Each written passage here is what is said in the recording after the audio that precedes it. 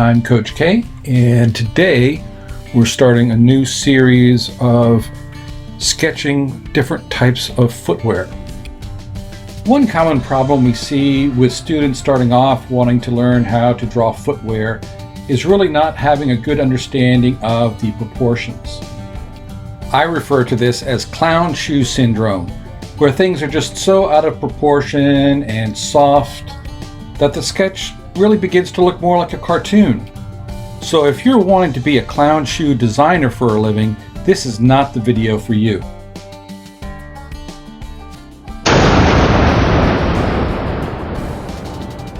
So how do we establish good proportion?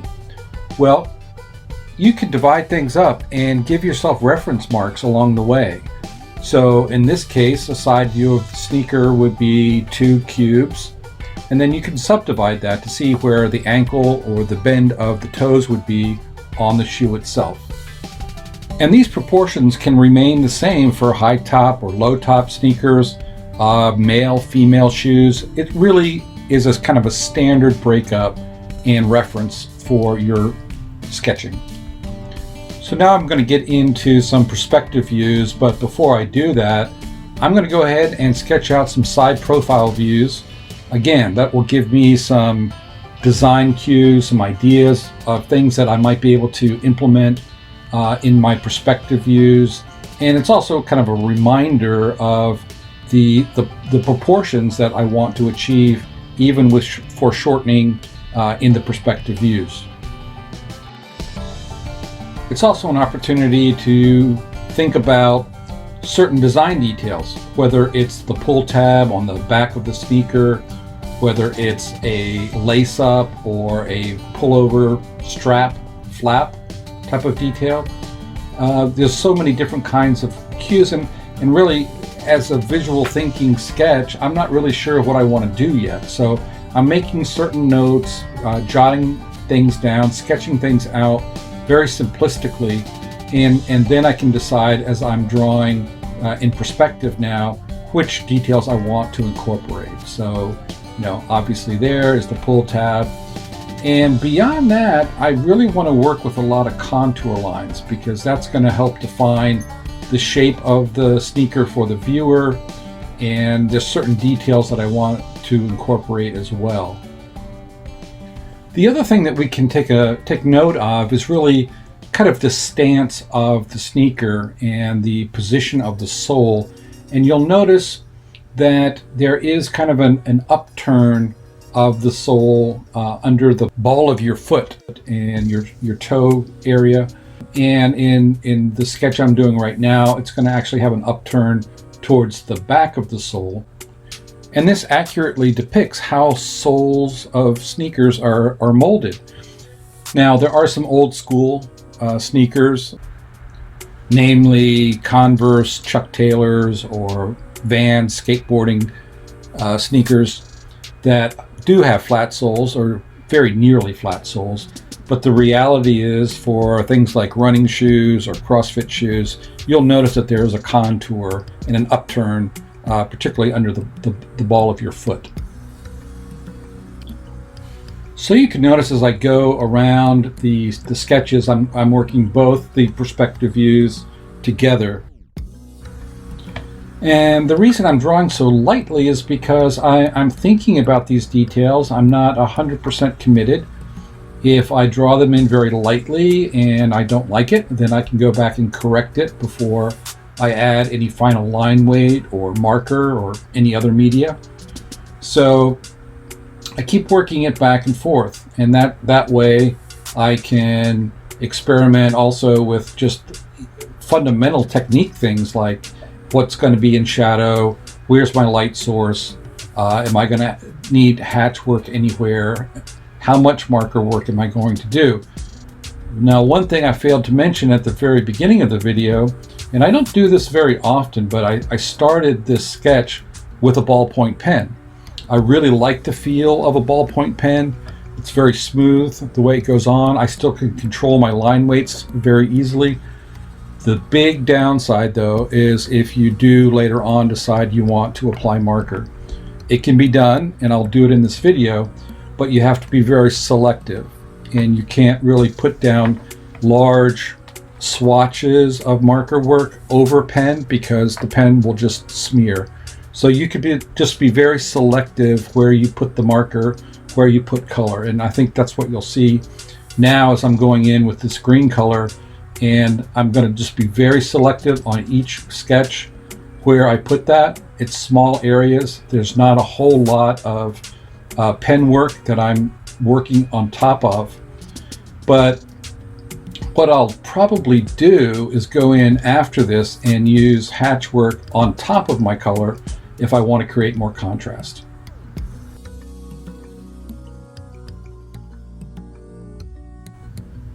So now I want to create a little bit of contrast between the sole and the main body of the shoe, and that's just more illustrative to pop it out a little bit more.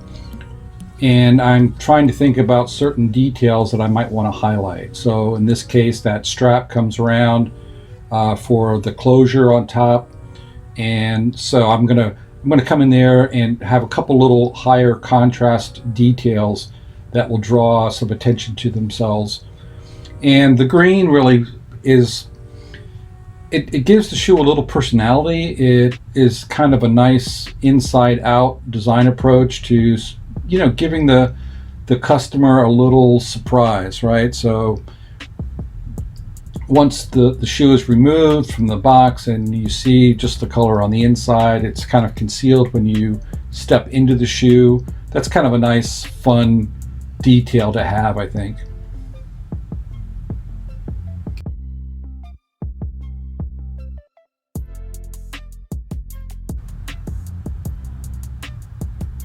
So you can see that I'm going around quite a bit and just very slowly building up some of the line weights and giving the shoe some more definition. And that's just confirmation that, okay, I like these proportions. I don't need to make the sole any thicker. I don't need to make, you know, the sides any wider. And now I'm confident that giving some heavier line weights in there will not only make the sketches pop off the page a little bit more, but then it also gives that lends a little bit more precision to your sketch. So I'm working back and forth between the two views, as I always do, and I encourage you all to do the same thing, right? Because you give yourself a little bit of relief when you are able to kind of step back, move to the next drawing and add a little detail there, and then come back to the other drawing. And that way it's kind of like a constant motion back and forth, but the whole time you're getting new ideas. You know, every stroke that you make influences the sketch to some degree. So it's important that you allow yourself the time to do that and don't necessarily get fixated on one particular view and you just get sucked in. Take a break, work back and forth. So now that you are tightening up your sketch and you're really wanting to get into the implied realism, and by that, in this case, I mean you could be adding stitch lines, you could be adding any kind of hardware, if there's eyelets for shoelaces, or enhancing the strap with some kind of material change would be maybe a nice idea.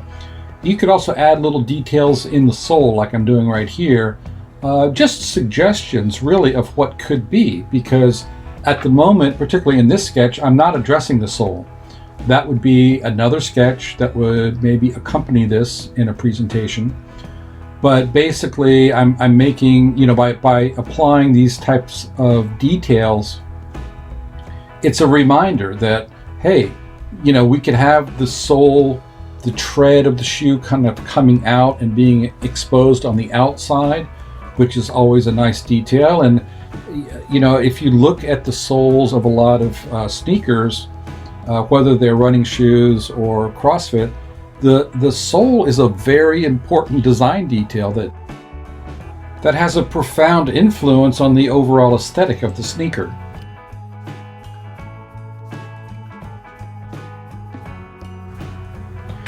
So I've grabbed a straight edge, and really all I'm doing on the sketch page now is giving myself some straight grounding lines.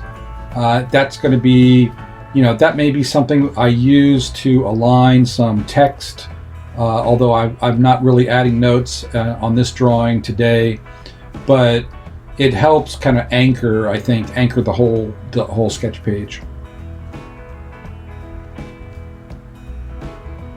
So last kind of minute decision to put in a little bit more contrast here, and I'm going to actually highlight a certain area with some perforation, which is really just a change of material, some added stitch lines.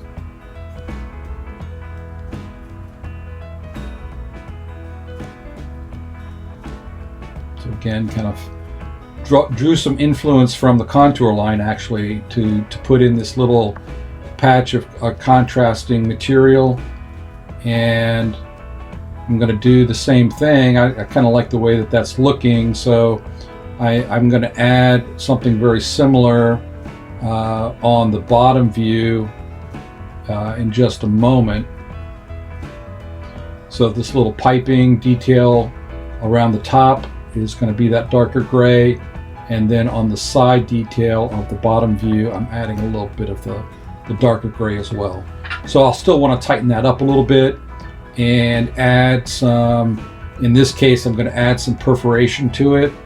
You'll see that coming up in just a moment, but now it's really coming down to kind of final marker work. I don't want to overwork it, and just add a little bit of contrast, help define the form a little bit, tighten things up. And the perforation is going to go in very lightly. I don't want to overstress. It's really just an indication of material change. It doesn't have to be, at the end of the day, it doesn't have to be perforations. It could be something else. Maybe it's a different weave in the fabric, or it could be possibly a shiny or matte contrasting material. And pretty much the last thing on any sketch besides notes for me is going to be a little bit of white Prisma pencil. And again, this is just to help really highlight material change, part change, any kind of, I added it to the perforation as well. And then, as you can see there, I'm actually using the Prismacolor pencil to clean up some bleed I had from the marker. So it's just it's a general purpose tool, right? You can use it to highlight, you can use it to conceal. So this has been a quick look at sketching sneakers. Hope you enjoyed it.